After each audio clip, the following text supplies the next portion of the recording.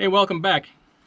I just got done changing this pitman arm on this Freightliner Columbia, and I'm going to show you how I did it. I have a TRW style pitman arm on here, as opposed to a shepherd style. That's a little bit different on how they attach here on the top. So I can only show you what I got, TRW, and some symptoms of a bad pitman arm. You start feeling your steering a little sloppy, a little bit of play. You're up on your pre-trip, you get out and you turn your steering shaft, and you can see that steering shaft turn independent of the pitman arm. I'm going to show you more on that in a minute. Your teeth are starting to wear, most likely, on that pitman arm, and you can tighten it. It'll probably tighten up and stay for a while, but it's time you start looking at replacing it, because it's a big safety item, and if the DOT sees that, you're going to be out of service. Not to mention, if that comes loose, falls off, whatever, you're going to go on a ride you don't want to go on, and you might not come back from. So be aware of that. This job is something you definitely want to do right. Make sure you have the correct parts. Make sure when you pick up the parts from the dealership, from the parts house, wherever you get them, make sure you get the proper torque spec for your truck. It's very important. This isn't something you want to skimp on. So I just got done, taped it. I'm going to show you how you did it. Stick around, hit that like button, and subscribe. Welcome to the channel, yeah. Do it yourself, semi. Hey yo, DIY semi. Come on, won't you let me help you simplify what your life needs? Hey yo, DIY semi. Come on, won't you let me help you make a profit in life? Yeah, we gon' break it down, break it down. Come on, make a profit, break it down, break it down. Simplify, don't stop it. Break it down, break it down. Come on, make a profit, break it down, break it down. Simplify, don't stop it. Alright, so here's our pitman arm. End of the steering shaft here has a mark on it. That's a timing mark. The new pitman arm also has a timing mark. This one was kind of worn off, so I drew a line on there so you could tell where it was. If you grab your steering arm and rock it back and forth, and you see this pitman arm turn independent of that shaft, you know them teeth are slipping, you need to replace it. So we got to take this bolt out here. That's a 3/4 inch bolt. We're going to need a 1 1/8" socket for that. Down here I got to pull this cotter key pin out here, and then a 33mm socket. We'll take that one off. This should come off pretty good, because I had this loosened up already when I was taking a look at it, and it's a little sloppy, so the top should come off good. So worried about the bottom there. I'm going to try to beat it off first with a hammer. If that doesn't work, we may have to use a puller on that, but I'll give it a try that way first.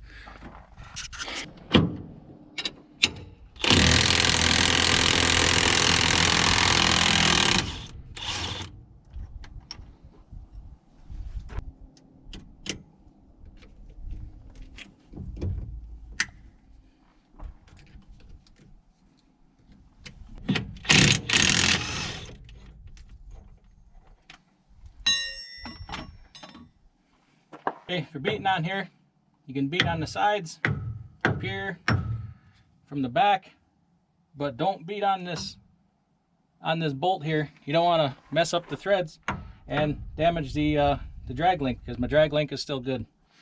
So I'll beat all around this here, see if we can't get her to come off.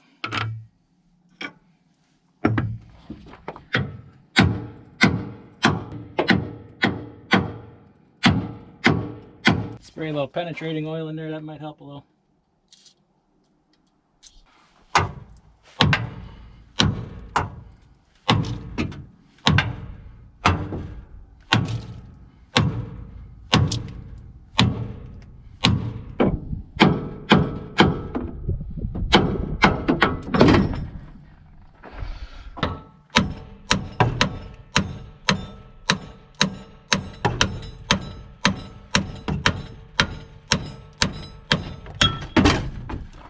Alright, so what I did was I took it and I cleaned this up really good.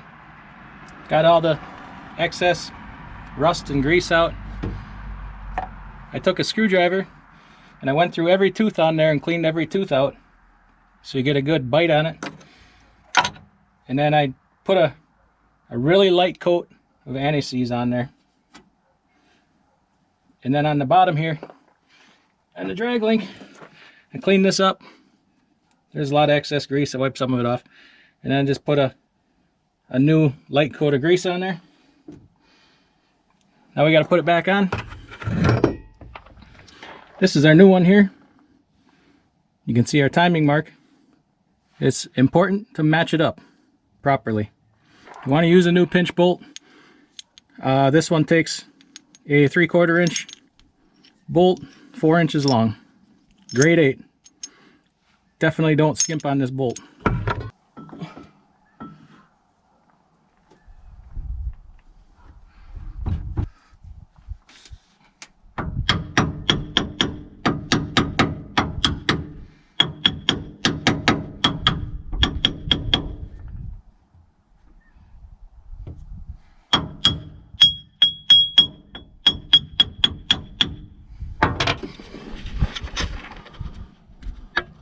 Okay, you can see I got this on, but I'm about 1 tooth off or so. So I got to pull it off, move it 1 tooth this way, line it up again.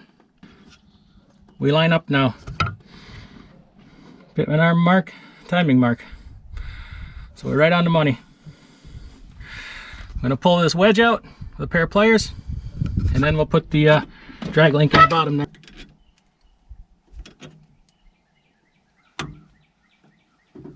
Okay, now we gotta put it back together. I slid this so I can get we got it lined up. I just gotta get it so I can get the drag link on here.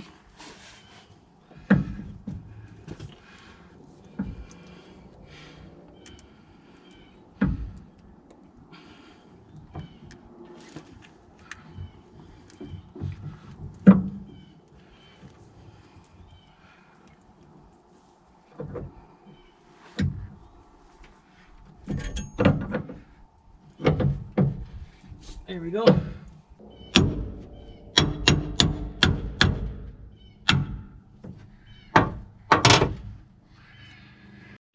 Okay, you can still see we still have our alignment here.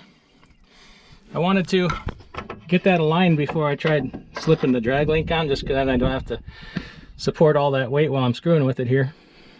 So that's on. That's in there, but it's not all the way in there yet. I'm going to tighten this up a bit so that nothing moves on us while I'm doing this. And then I'm not going to torque it all the way yet. Then I'll come back and get the bottom on here.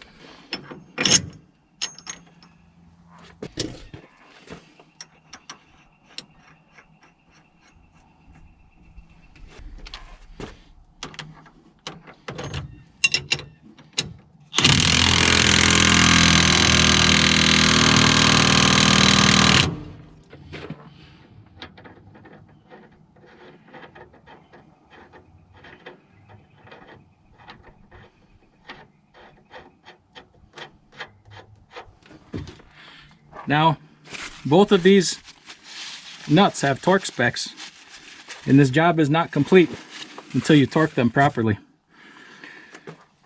Every truck is going to be different for torque specs. This one, my pinch bolt here is 200 to 220 foot-pounds. And the bottom one, there's two different sizes. There's a 3/4 inch and a 7/8. This one happens to be 7/8. So it has kind of a weird torque spec. It's between 160 and 300 foot-pounds. I'm going to go towards the top end of that. Actually, I'm going to do a double torque. I'm going to torque it at like 200, and then I'll torque it to my higher setting after that. I just like to do it that way. Be secure.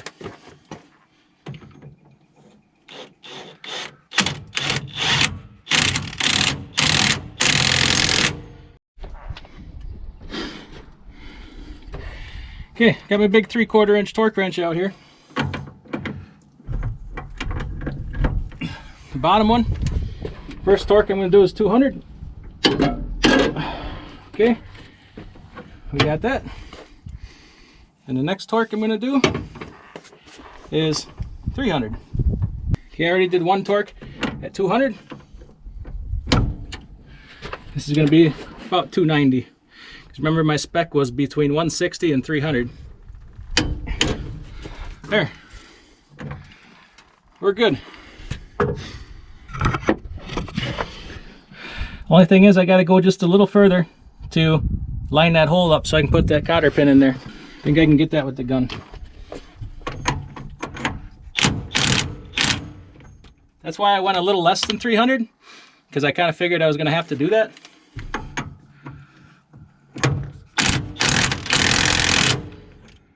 Perfect.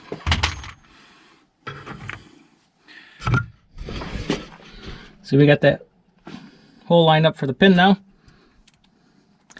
This is a brand new pin. I just had it in here last week, so it's not like I'm putting an old pin in. I was messing with this to see what I needed to fix it, get all the parts I need, stuff like that. So then I just put it back together again, knowing I'd be doing it this weekend.